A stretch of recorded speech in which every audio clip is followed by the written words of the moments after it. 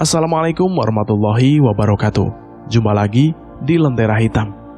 Tentunya masih bersama Bobby di sini yang akan menceritakan kisah misteri pendakian gunung. Pada kesempatan kali ini saya akan melanjutkan cerita yang sebelumnya yang berjudul Kualat Gunung Merapi episode kelima.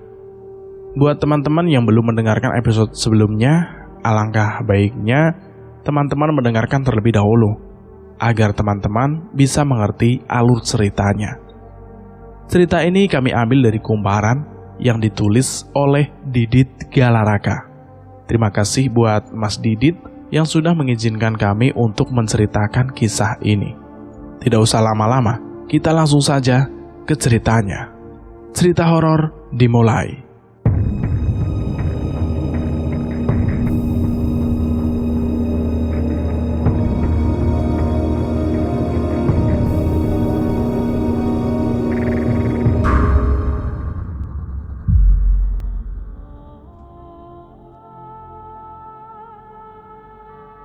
Kualat Gunung Merapi pendakian kedua, bab kelima.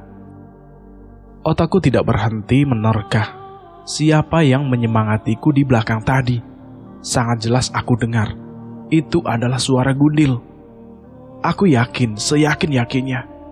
Tapi apa kulihat kemudian? Kenyataan berbicara lain. Gundil memang sudah berada di depanku. Bang, lo tadi dengar ada yang menyemangati gue di belakang kan? Tanyaku kepada si Ibang, hanya memastikan. Enggak, Dip, gue juga teriak, soalnya denger lo yang teriak duluan, jawab si Ibang. Apa? Apa iya tadi aku ini halusinasi? Terasa aneh ketika aku bisa banyak berhalusinasi begini. Aku paham betul diriku ini. Aku merasa diri ini masih belum kelelahan. Jadi mana mungkin aku berhalusinasi? Ya sudahlah. Daripada aku jadi banyak menerka hal-hal yang belum pasti, aku milih untuk mencairkan suasana dengan cara mengeluarkan cadangan kepada Gundil. Dil, tapi mulut lo masih aman kan? Ledekku kepada si Gundil. Aman, Dip. Di pendakian ini, gue gak akan ngecewain lo. Matanya mendelik sinis ke arahku. Walah, paling cuma lagu lo doang. Di Cermi lu juga bilang kayak gitu kan? Buktinya keropos juga mulut lo. Hahaha. Perkataan membuat Mulki, Desti dan Ibang ikut tertawa. Sedangkan Gundil hanya memalingkan pandangannya ke arah semak-semak dengan madu yang terus dia cicipi. Aku memang suka bercanda dengan si Gundil, meskipun ekspresinya selalu terlihat tidak senang. Entah kenapa aku selalu semangat untuk terus memojokkannya. Gak apa-apa lah ya, Dil. Kalau gak kayak gini, gak rame. Namanya juga bercanda ya, Dil. Candaan itu sedikit menjadi obat penenangku dari ingatan kejadian yang menimbaku tadi. Suasana yang renyah, lepas, penuh canda tawa, melukiskan kenangan indah di dalam kamus kehidupanku. Kamus yang akan membuka isinya sedikit demi sedikit kepada anak cucu kelak. Suasana hangat itu terasa tak lengkap tanpa kehadiran Kucai dan Yoyo. Aku tengok, Kucai masih dengan asiknya menghisap rokok, berjongkok tepat di bawah plang pos 1. Semakin lama kuperhatikan tingkah lakunya itu, lidahku jadi merasa kecut.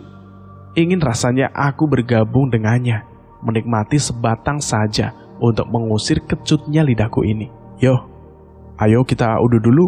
Jangan ngelamun terus lo ajakku kepada si Yoyo yang dari tadi duduk melamun di atas sebuah batu. Dari elu, ya, pintanya. Aku membalasnya dengan senyuman. Itulah yang aku rindukan dari Yoyo, yang belum aku temui sejak pertama berangkat dari stasiun Kiara Condong. Di balik sifatnya yang pendiam, dia selalu meminta rokok atau kopi kepadaku. Padahal sebenarnya aku tahu, dia tidak semiskin itu. Yoyo mengikuti langkahku yang menghampiri Kucai. Aku selalu melakukan keakraban ini kepada sahabat-sahabatku. Hal itu semata aku lakukan untuk lebih mempererat hubungan dengan mereka. Aku tidak ingin jika kemudian hari aku atau sahabat-sahabatku saling melupakan satu sama lain. 2 batang dari sebuah bungkus rokok yang ada di celanaku. Aku tarik dengan berlahan. 1 untukku, dan 1 lainnya kuberikan kepada Yoyo. Segera kunyalakan untuk menghilangkan kecutnya lidah ini dan mengusir sedikit hawa dingin yang menghinggapi tubuhku. Obrolan ngalur ngidul di antara kami bertiga membuat suasana menjadi tambah hangat. Cerita tentang pengalaman pendakian sebelumnya pun menjadi topik pembahasan. Jujur ku katakan kepada Yoyo, pengalamanku kali ini mendaki Gunung Merapi terasa sedikit berbeda. Yoyo dan Kucai pun setuju dengan itu. Kalau gue, pertama ngerasa aneh itu pas di Prambanan, Dip.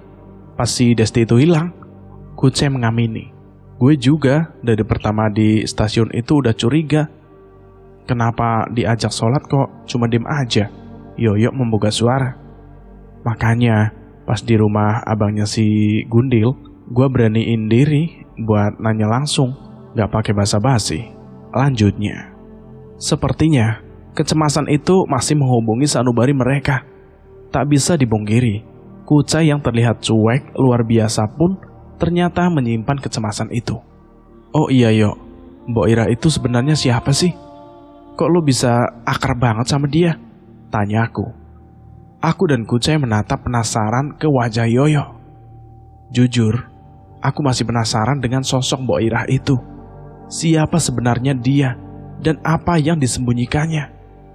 Bukan jawabannya yang kudapat. Suasana malah hening seketika. Yoyo hanya menghela nafas panjang, seraya mematikan bara api rokoknya ke tanah. Ngopi yuk? Udah pahit nih mulutnya. Jawabnya tidak memuaskan. Yoyo sedikit melemparkan senyum ke arahku dan Kucai, sambil beranjak melangkahkan kakinya menuju pendopo. Kenapa sih dia? Tanya si Kucai. Udah biarin aja, jawabku menambahkan. Jawabannya hanya Yoyo yang tahu. Kalau sudah begitu, mau ditanya secara paksa pun, Yoyo tetap tidak bisa akan menjawab. Kali ini, aku tidak akan memaksanya. Aku sudah tahu peragainya. Biarkan ia dengan pendiriannya begitu. Toh semua akan terjawab pada waktunya mungkin. Aku dan Kucai mengikuti Yoyo dari belakang. Hawa dingin yang semula menyentuh halus di kulitku, kini menjadi sedikit tidak terasa. Bang, kita ngopi dulu. Keluarin perbekalan, seruku kepada si Ibang. Tanpa jeda, Ibang langsung mengeluarkan perbekalan yang ia simpan di karirnya. Kopi dan cemilan, siap menemani istirahat kami di tempat itu. Kalau sudah di jalur pendakian, kami tidak mau terburu-buru ingin sampai ke puncak. Kami ingin menikmati prosesnya, bukan hasilnya. Karena kalau dilihat dari informasi yang kudapat di pos bayangan, untuk sampai di Pasar Bubrah tidak membutuhkan waktu yang lama. Tidak seperti pengalamanku mendaki Gunung Ciremai yang membutuhkan waktu sekitarnya 11 jam untuk sampai di Goa Walet. Nesting dan kompor portable sudah siap untuk dipakai memasak air. Masing-masing dari kami mengambil gelas plastik sebagai tempat penampung kopi yang ingin kami seduh. Lain dengan Desti, dia tidak suka kopi. Dia hanya memakan makanan ringan yang dibawanya. Gue tidur dulu, ntar jam 2 bangunin gue ya Dip, ujar si Yoyo yang sudah menghabiskan 1 gelas kopi. Aku mengiyakan permintaannya itu. Selelapnya Yoyo tertidur. Beberapa dari kami masih asik dengan cemilan dan kopinya. Logistik bertahap Ibang rapikan ke dalam karirnya. Cadangan demi cadangan pun kami lontarkan kepada satu sama lain. Tawa yang tergugat di masing-masing wajah berharap menghapuskan segala bentuk keresahan. Sementara itu, aku biarkan Yoyo memulihkan tenaganya. Karena butuh tenaga yang ekstra bagi seorang leader untuk memimpin pendakian. Sayang, aku ganti sekarang ya. Suara Desti terdengar lirih. Mulki mengarahkan pandangannya ke segala arah, seakan ingin memastikan tempat yang dirasa itu tepat untuk mengganti pembalut. Malu yang banyak orang di sini, ujar Mulki dengan pandangan risih menatap pendaki lain. Tapi udah gak nyaman banget ini, ucap si Desti sambil membenarkan posisi duduknya. Nanti aja di jalan mau ke pos 2 Des, seruku. Kulihat jam sudah menunjukkan pukul 2 siang. Tidak terasa, waktu sudah berlalu 1 jam semenjak Yoyo tertidur. Sesuai permintaannya, aku membangunkan Yoyo untuk melanjutkan pendakian. Dengan mata sebabnya, Yoyo berusaha menyadarkan dirinya sendiri. Kami semua bergegas memakai kembali karir di punggungnya. Beban itu terasa lagi, beban yang akan selalu menemani pendakian ini. Di sisi lain, yang dinamakan beban itu ada pada diri Desti, di lubuk hati yang paling dalam. Sebenarnya aku tak habis pikir, mengapa Desti ingin memaksakan ikut pendakian ini.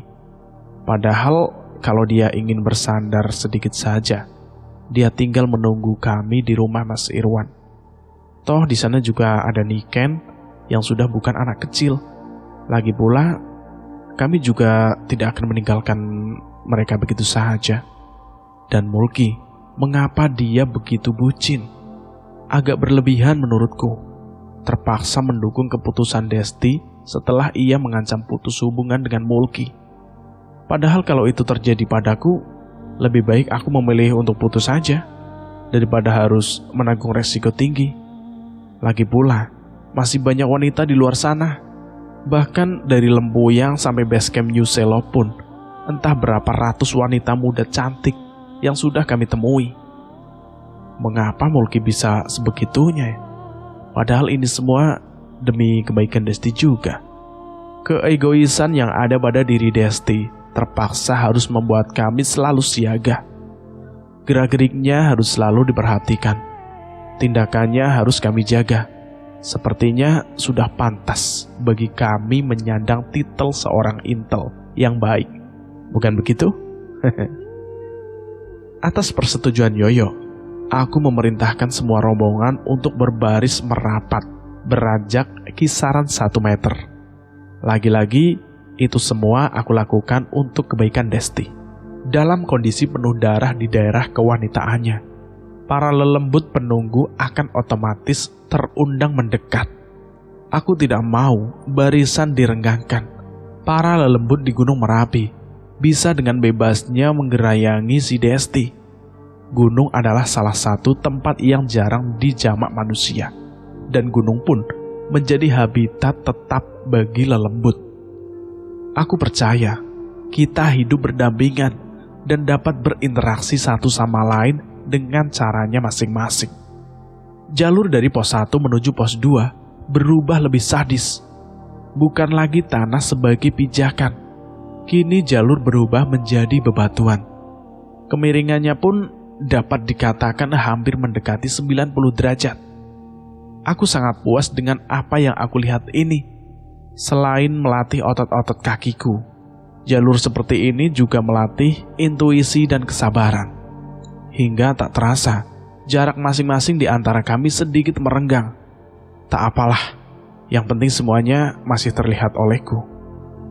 Di tengah pendakian yang sangat menguras banyak tenaga itu, aku dikagetkan dengan seorang pendaki yang menyusul dan mengiringi langkahku.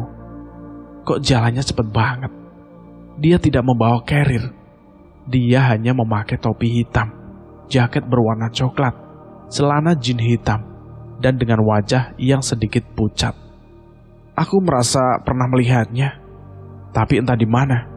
Wajahnya begitu familiar bagiku. "Kenapa mas, buru-buru banget?" tanyaku. Pendaki itu tidak menjawabku.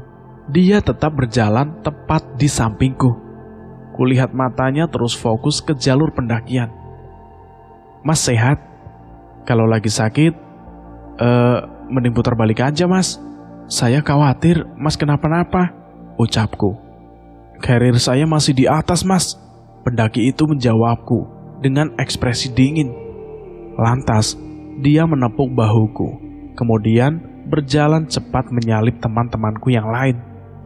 Mungkin pendaki itu sedang ada urusan, sehingga dia harus ke bawah, lalu kemudian kembali ke atas untuk melanjutkan pendakiannya.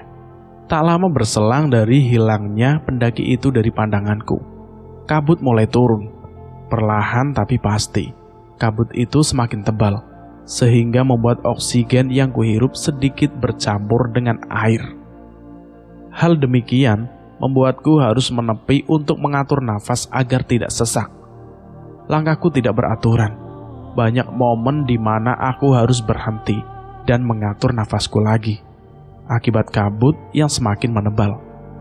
Pandanganku menjadi terbatas. Aku tidak bisa melihat Ibang yang semula berada beberapa meter di depanku. Lama dalam kondisi seperti itu membuatku sangat kelelahan. "Guys, break dulu. Kabut tebal banget nih," teriakku tidak dijawab oleh siapapun. Aku terus berteriak memanggil satu persatu nama temanku. Namun, tetap tidak ada sahutan dari siapapun. Aku kembali berhenti agak lama untuk mengatur nafasku, berharap itu menjadi cadangan energi bagiku untuk mempercepat langkahku sampai kembali di barisan. Karena sepertinya aku sudah tertinggal jauh. Kuatur nafasku di tepian jalur. Sayup-sayupku dengar suara langkah kaki dari arah bawah. Tetapi setelah lama ku tunggu, tidak ada pendaki yang menyusulku. Aku masih bisa berpikir positif, menyangka kalau tadi hanyalah suara daun yang bergesekan dengan batu. Setelah dirasa cukup untuk menyiapkan tenaga, bergegas kulebarkan langkah kaki ini untuk cepat menemui teman-temanku. Aku bersyukur karena beberapa langkah lebar yang kulakukan, kabut mulai menipis. Dari kejauhan dapat kulihat Ibang dan yang lainnya sedang duduk membentuk barisan menghadap ke bawah di tepian jalur. Aku senang bertemu lagi dengan mereka.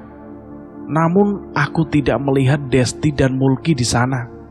"Si Desti lagi ganti?" tanyaku kepada Ibang. Ibang hanya menjawabnya dengan mengangguk dan dada yang kempas-kempis dengan cepat. Kemudian ku istirahatkan tubuhku, duduk di atas bebatuan yang ada. Carrier tidak aku lepas, karena ia menjadi sandaran empuk bagiku. 10 menit sudah aku menunggu Mulki dan Desti. Mereka tak kunjung menghampiri kami, hingga tak terasa angin sepoi-sepoi yang menyapa wajahku membuatku terlelap begitu saja. Aku ingat betul, di dalam tidurku itu, aku bermimpi hal yang membuatku menyangka bahwa itu adalah kenyataan. Di dalam mimpi itu, aku berada tepat di dalam aku terlelap, duduk bersandarkan Carrier di sebuah batu besar. Namun ada yang aneh dari sebelumnya. Tepat di depanku, aku melihat ramai sekali makhluk aneh yang sedang berdiri menatap ke arah rombongan kami. Rupa makhluk-makhluk itu bermacam-macam, dari yang kecil sampai yang paling besar di sana. Bahkan di antara makhluk-makhluk itu, aku melihat Ega berada di tengah kerumunan. Ia hanya terdiam, menunduk tanpa melakukan apa-apa, tanpa Carrier dan tanpa topi koboynya.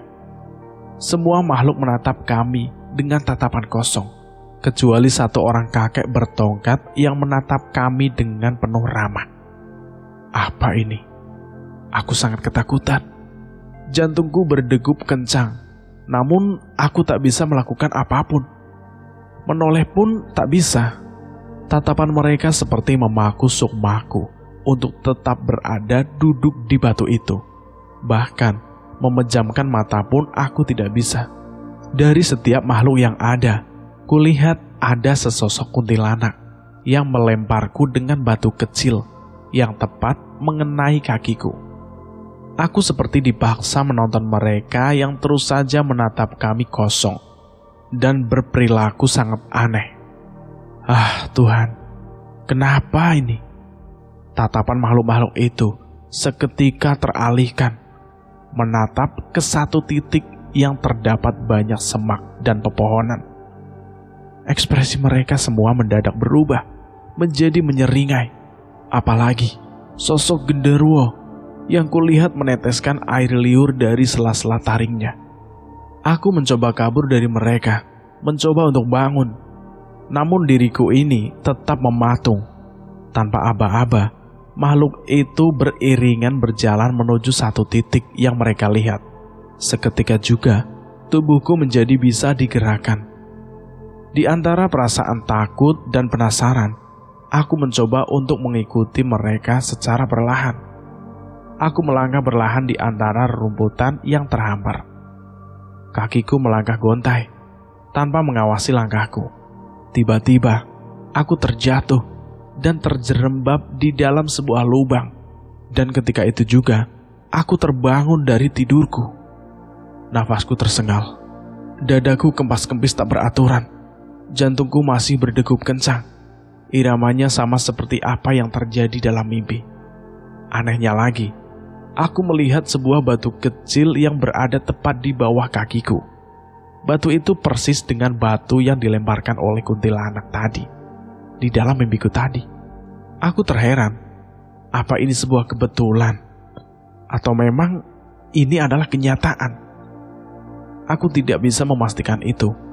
Aku hanya tertarik kepada sebuah titik yang dilihat oleh makhluk-makhluk mengerikan yang ada di dalam mimpiku tadi. Aku segera mengalihkan pandanganku ke titik itu. Lama sekali. Kuperhatikan titik yang sedikit terhalang kabut itu. Akhirnya keluarlah dua sosok yang perawakannya aku kenal betul. Itu adalah Desti dan Mulki. Aku beranggapan, mungkin saja makhluk-makhluk itu berlarian ke sana karena tertarik oleh pembalut yang dibuang Desti. Mulki dan Desti berjalan beriringan. Namun gangguan yang kudapat bukan hanya melalui mimpi. Akan tetapi, dapat kulihat dengan jelas oleh mata kepalaku sendiri. Sebuah tangan yang sangat pucat merangkul bahu kiri Mulki. Padahal kedua tangan Desti sama sekali tidak merangkulnya. Aku lantas meneriaki Mulki dan memberinya isyarat untuk segera melihat ke bahu kirinya. Namun, Mulki seakan tidak mengerti bahasa tubuhku. Ia malah terus berjalan begitu saja menggandeng Desti. Kulihat lagi, tangan pucat itu perlahan tertarik ke belakang dan menghilang, seiring dengan sampainya mereka di tepi jalur pendakian. "Des, lo nyuci pembalutnya bersih gak?" Tanyaku khawatir. Apa yang ada di dalam mimpiku itu memang benar-benar terjadi. Desti tertunduk dan berusaha menjawab. "Itu tadi..." "Ya bersihlah," Mulki menyela dengan jawaban yang tergesa-gesa. Aku kira dia memang kelelahan, sehingga membuatnya terburu-buru seperti itu. Aku berteriak kepada Yoyo agar kembali melanjutkan perjalanan. Yoyo mengangguk dan berbalik mencondongkan badannya ke depan, bersiap mengambil langkah. Semua telah siap, pendakian pun dilanjutkan. Kabut belum juga menghilang, namun tipis, membuatku tidak terlalu banyak menghisap air dalam nafas. Kujejaki batu-batu yang menjulang itu. Otot-otot kakiku saling bersautan mendukung langkah pasti yang kulakukan. Suasana Merapi kala itu sedang dirundung kesedihan, berwajah muram.